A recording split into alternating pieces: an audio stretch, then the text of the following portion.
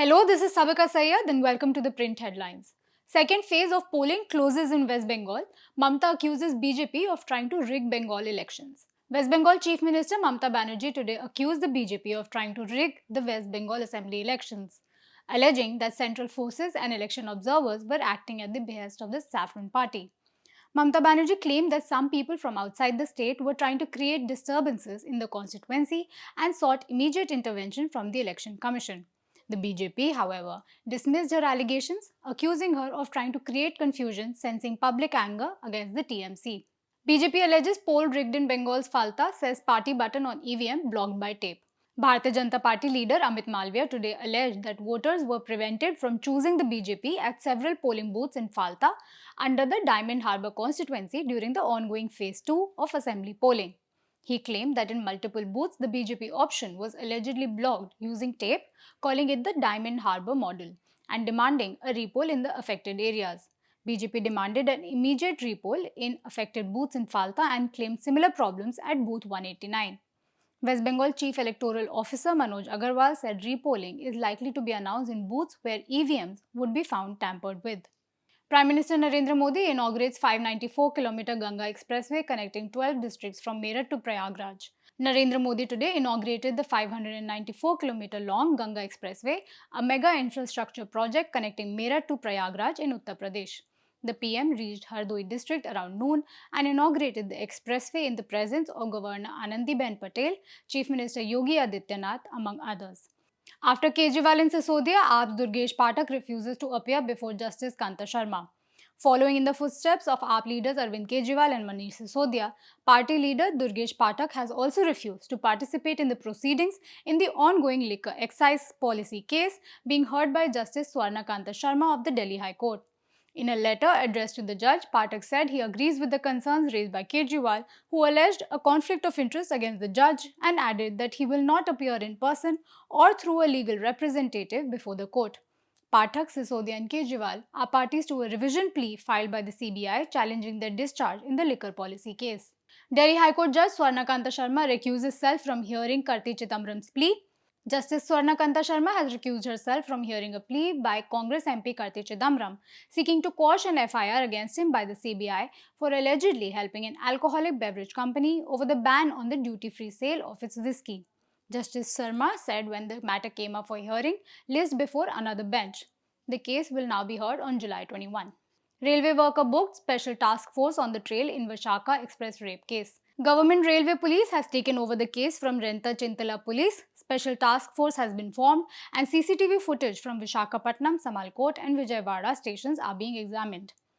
A railway worker attached to onboard services on the Vishakha Express has been booked on a charge of raping a woman passenger during a journey from Vishakhapatnam to Secunderabad on Sunday. The woman lodged a complaint at the Renta Chintala police station in Palnadu district on Tuesday and an FIR was registered. The case has since been transferred to the Government Railway Police for further investigation. Fire at Ghaziabad high-rise, several residents rescued.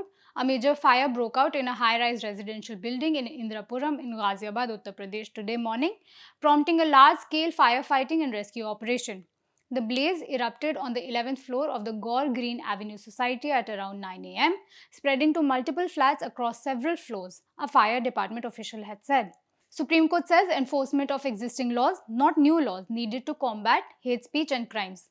The Supreme Court of India today said hate speech and rumor mongering corrupt the sense of fraternity and secularism in society, while asking the centre to consider bringing any specific laws to address the bane.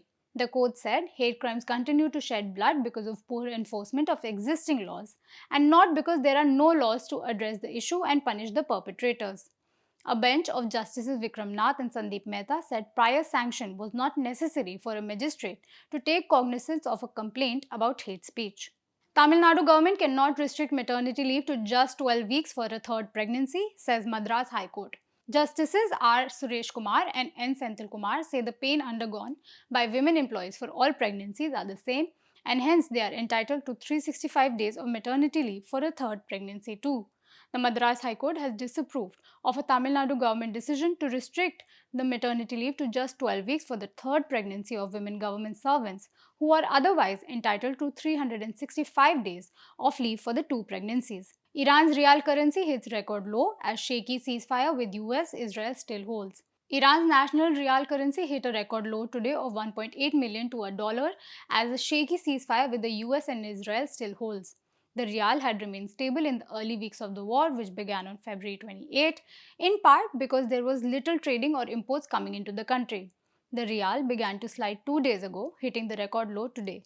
The West Asia war is now in a ceasefire, but a US blockade has continued to increase pressure on Iran's already battered economy, cutting into a key source of government revenue and hard currency by stopping or intercepting oil shipments. US imposes sanctions on 35 individuals entities for aiding Iran's sanctions evasions. The US government raised pressure on Tehran by imposing sanctions on 35 entities and individuals for their roles in Iran's shadow banking sector and threatened sanctions against banks doing business with Chinese teapot refineries that it said are paying tolls for shipments to cross the Strait of Hormuz. US President Donald Trump said Britain's King Charles did not want Iran to have a nuclear weapon, introducing the fraught subject of the West Asia conflict into comments at a White House state dinner for the visiting royal.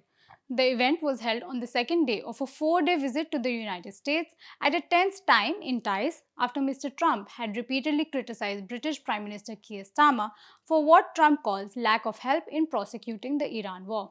King Charles roast Trump at state dinner says you'd be speaking French. As the heads of state traded jokes during the dinner toast, King Charles referenced previous comments by Trump aimed at European allies he accuses of freeloading on defense since the World War II. King Charles III joked with US President Donald Trump and said that without the British, Americans would still be speaking French. UK Prime Minister Keir Starmer wins crunch parliament vote over ethics inquiry. British Prime Minister Keir Starmer won a crucial parliament vote as MPs voted against a motion calling for him to face an ethics inquiry into his conduct.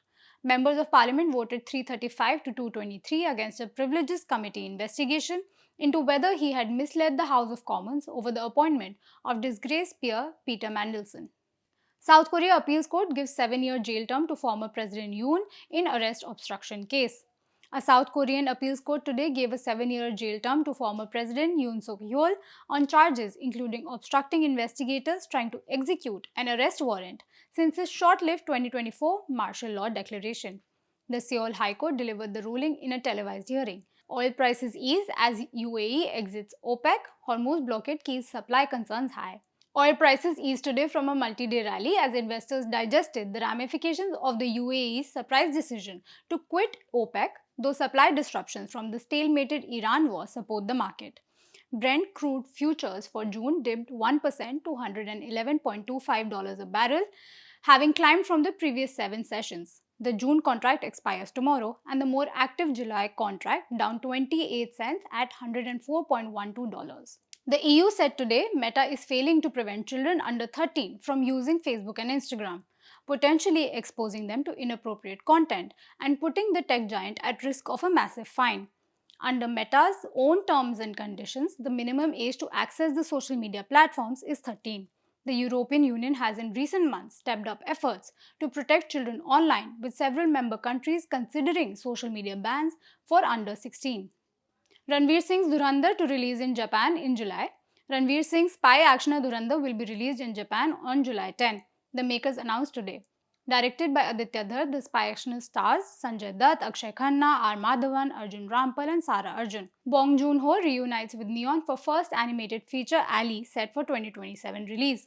Oscar-winning filmmaker Bong Joon-ho is returning to familiar territory, teaming up once again with indie distributor Neon for his first animated feature Ali. Described as a family-oriented adventure with emotional undertones, the film follows a young piglet squid living deep in the South Pacific Ocean. The project marks Bong's first collaboration with Neon since Parasite, the landmark film that won Best Picture at the Oscars and became a global box office success. Ali has been in development since 2019 and is expected to release theatrically in 2027. FIFA has tweaked World Cup rules on yellow cards to ensure fewer players are suspended for key elimination games. FIFA cleared the disciplinary records of players who have one yellow card after the 3-game group stage, so they start the knockout phase afresh. That's all we have for you today. We'll be back tomorrow with the latest.